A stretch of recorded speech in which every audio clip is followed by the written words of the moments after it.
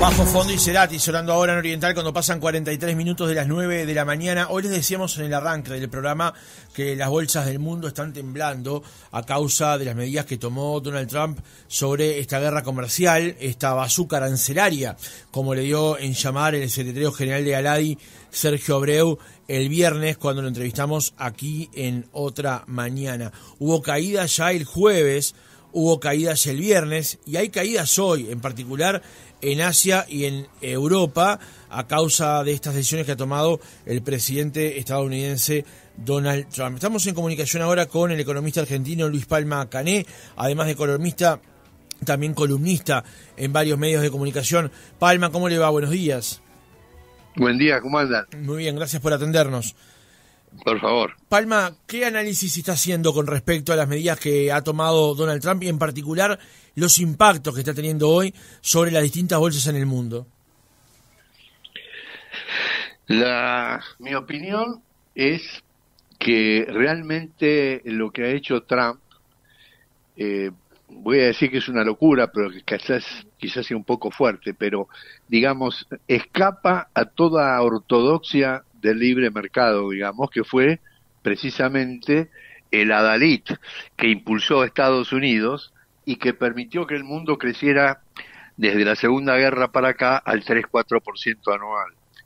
Hoy el amigo Trump aparece con me gustó la palabra bazooka, yo digo el tsunami, porque realmente en la historia económica no ha habido nunca algo siquiera parecido a esto, que es agarrar en líneas generales países para aplicarles un arancel homogéneo que es el 10%, por ejemplo, para todos los países latinoamericanos, o el 20% para la Unión Europea y así sucesivamente, ¿no?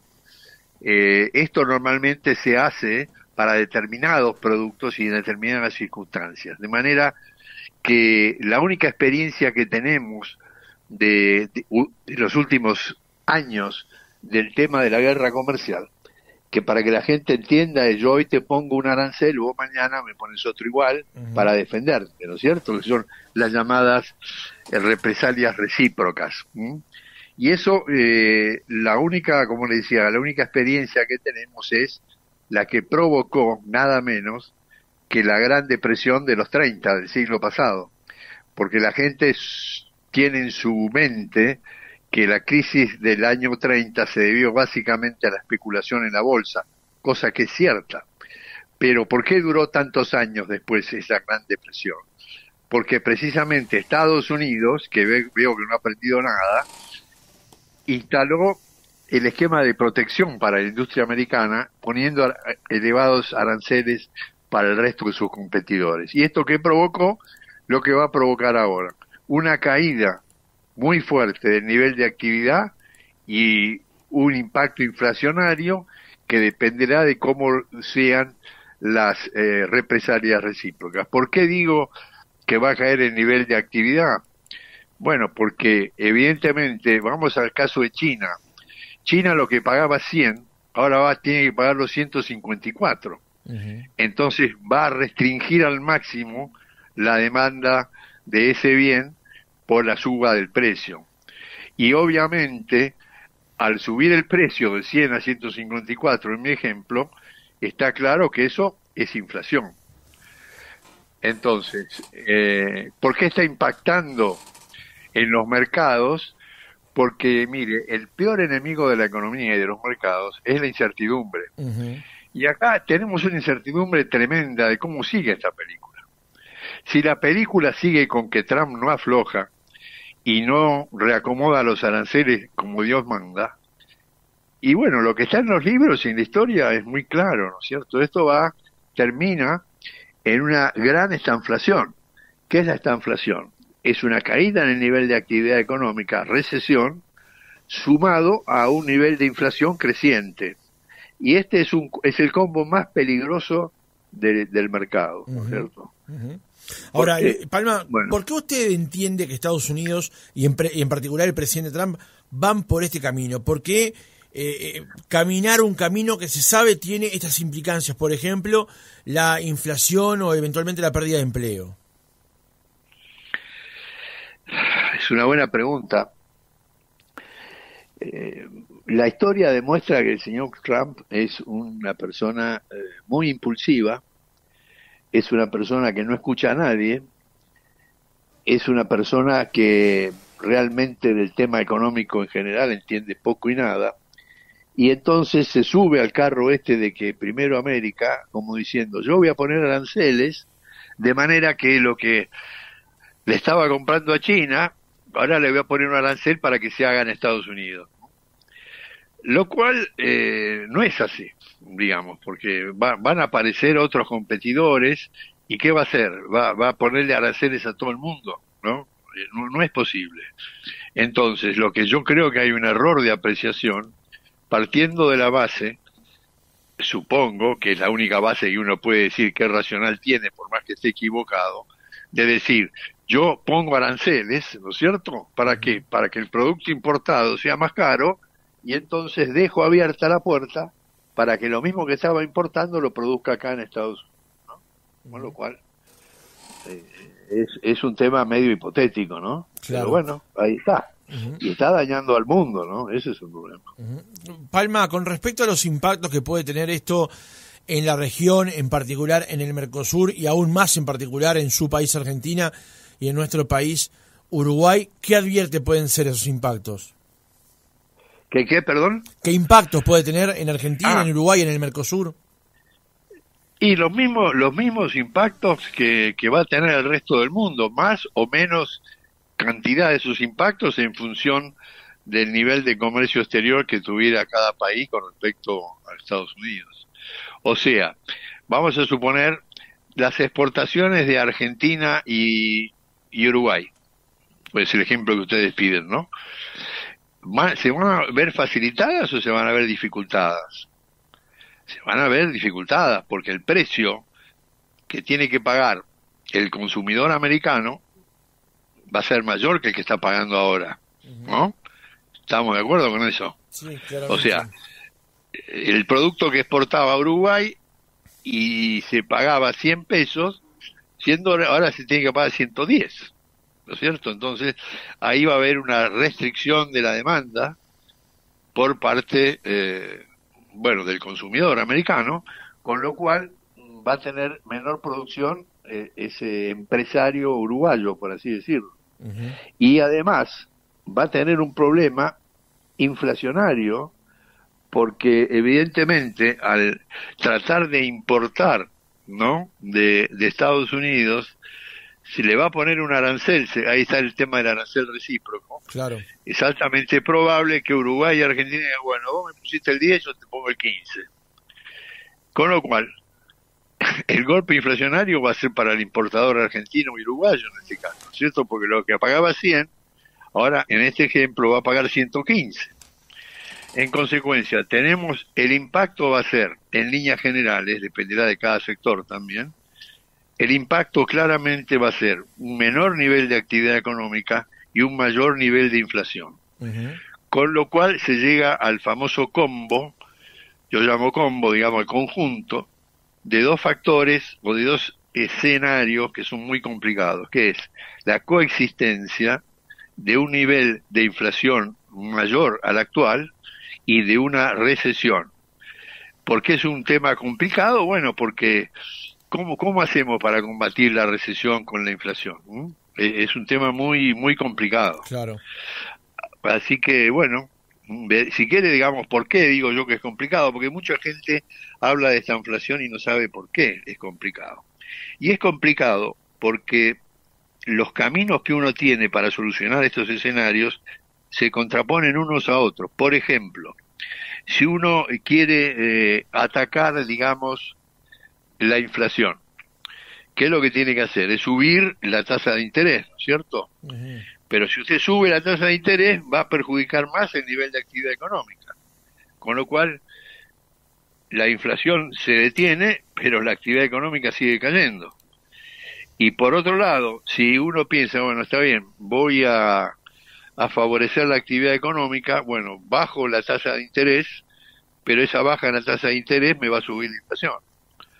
Entonces, lo que quiero decir que inflación y actividad económica No van para el mismo lado, lamentablemente. Claro. Ahora, Palma, usted en este escenario, ¿qué es lo que recomienda? Como se dice habitualmente, ¿quedarse en el molde y esperar o ir a negociar con Estados Unidos? Porque han sido las posturas que se han tomado hasta ahora. China ha tomado medidas espejo y, por ejemplo, la Unión Europea ha dicho, vamos a conversar, vamos a analizar, tenemos unos días.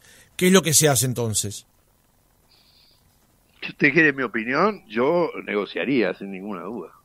Total, ya estoy perdido por perdido, vamos a ver qué puedo lograr.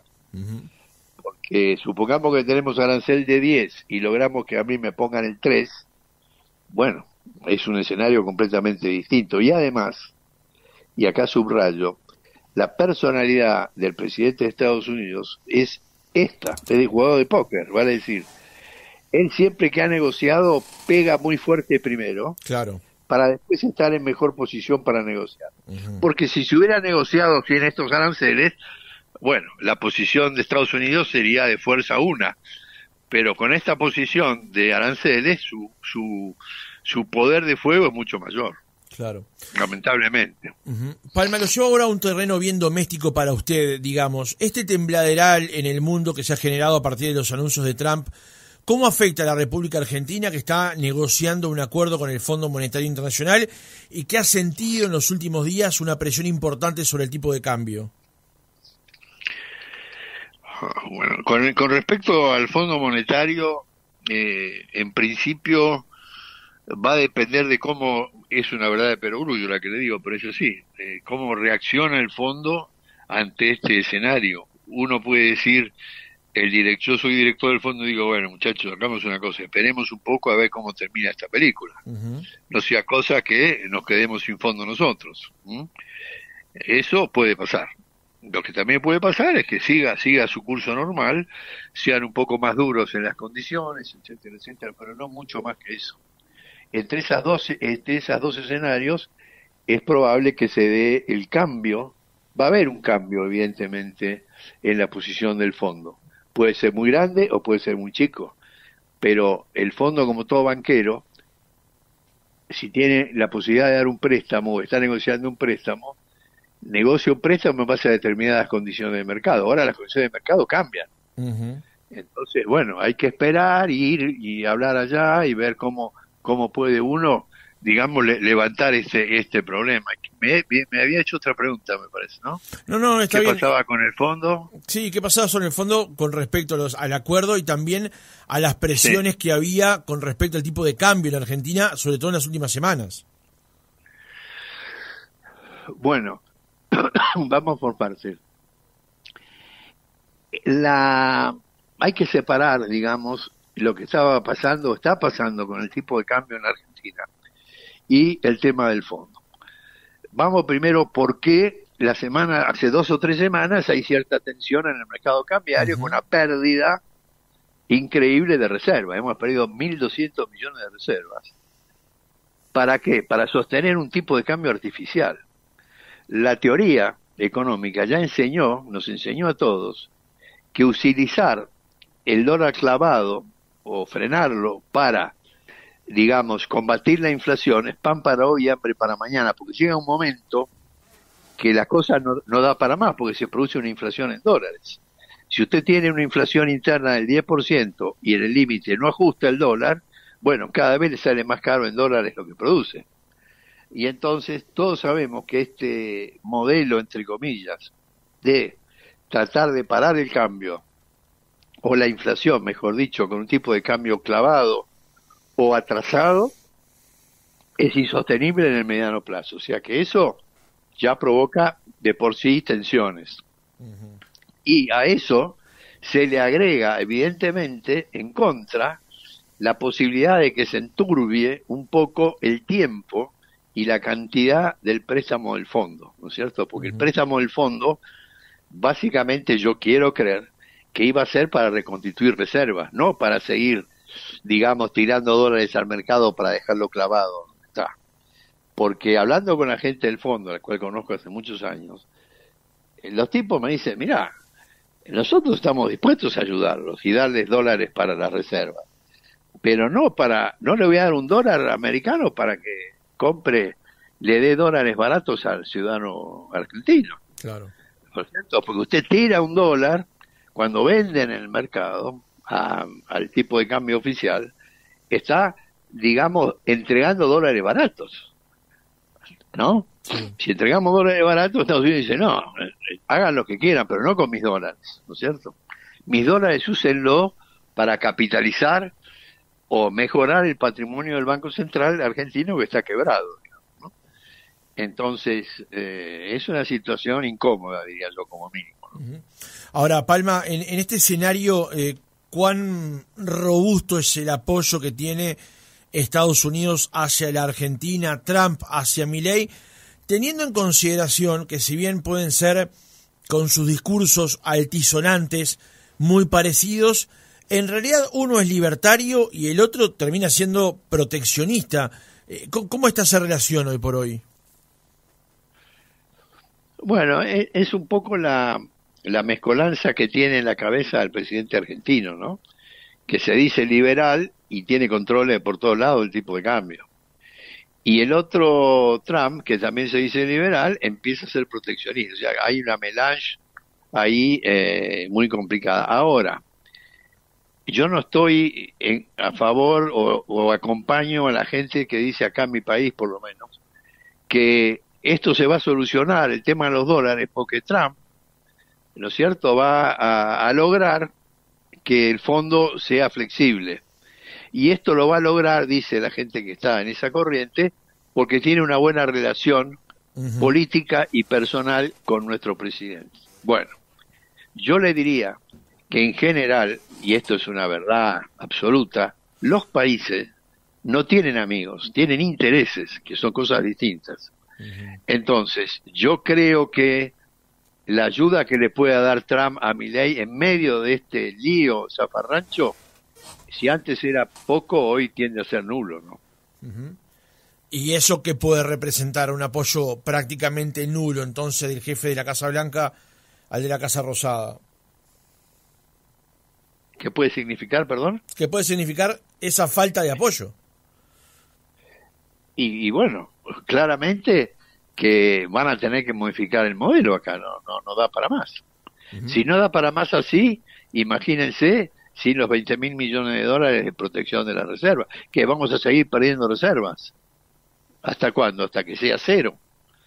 Entonces, esto es como la crónica de una muerte anunciada, digamos. No quiero ser dramático, pero no se puede seguir perdiendo 50, 100 millones de reservas por día. ¿Para qué? Para sostener un tipo de cambio clavado ahí, devaluándolo al 1%. Ahora, el señor Caputo ha dicho, Palma, que no se puede ir a un esquema de libre flotación del tipo de cambio como el que tenemos aquí en Uruguay, por ejemplo, en función de otros instrumentos que la economía argentina hoy no dispone. ¿Qué alternativas le quedan entonces a no perder esa cantidad de millones en reservas todos los días? Bueno, vamos por partes. La única alternativa que tiene es ir liberando de a poco o flexibilizando el tipo de cambio. Uno no puede pretender que en 24 horas la Argentina pase de un tipo de cambio controlado a un tipo de cambio flotante, cuando sobre todo no hay dólares para aguantarlo, ¿no es cierto? Imagínense que en Argentina mañana dice no, tipo de cambio lo que diga el mercado. Y bueno, va a haber una inundación de demanda de dólares, porque hay gente que no pudo comprar dólares en los últimos 2 o 3 años. Entonces, si uno tuviera poder de fuego, que quiere decir, bueno, el Banco Central pone, ¿no es cierto?, manda al mercado dólares para parar la demanda, bueno, sería una alternativa. Pero como hoy no están los dólares, hablar de una liberación del tipo de cambio de un saque es un disparate, es imposible. Pero también es imposible seguir con este esquema de tenerlo pisado allá abajo. Claro. Entonces, ante estas situaciones uno puede pensar, yo por suerte no estoy en el Banco Central en este momento, pero yo si estuviera, lo que haría es ir aflojando, de a poco, las restricciones que tienen. Por ejemplo, decir, bueno, a partir de hoy, las exportaciones pueden liquidarse 20% por el mercado y 80% por el cambio oficial. Y así, con un esquema diciendo, bueno, esto va a terminar dentro de 2 años, por ejemplo, ¿no? porque de nuevo hay que eliminar la incertidumbre, porque la incertidumbre es la que detiene todo el proceso económico, ¿no? Claro. Luis Palma Cané, economista, columnista, gracias por haber estado otra mañana con nosotros. Un placer, hasta luego.